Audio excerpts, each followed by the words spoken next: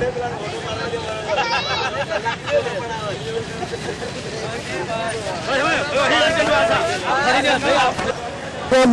પંચાયત હલકો પંચાયતના સદસ્ય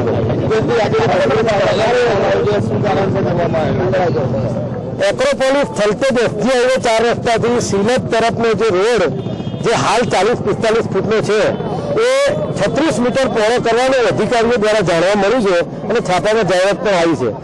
એના લીધે કોઈપણ જાતની ચર્ચા વિચારણા કર્યા વગર સરકારે જે પગલું ભર્યું છે એમાં થલતેજના સ્થાનિક રહ્યું છે કારણ કે 3000 લોકો જેટલા બેઘર થાય છે, 500-600 જેટલી દુકાનો તૂટે છે, એની અંદર છીનવાય છે।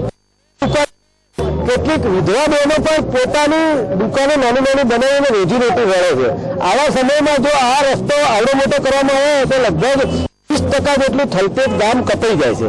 એટલે ગામને પૂરું કરી નાખવાનો, નાશ કરવાનો આ જે કારસો સરકાર કરી રહી છે એ આ ગામના રહીશો ચલાવી નહીં લે।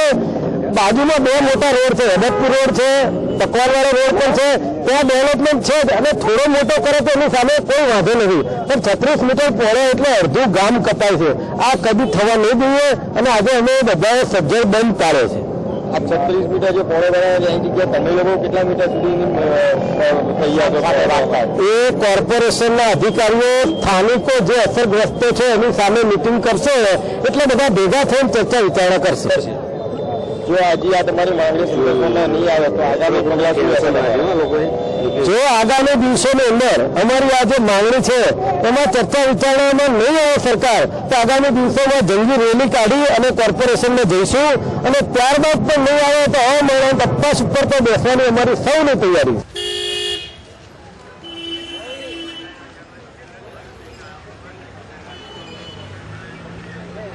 બાઈક પર પેટ્રોલ આપણે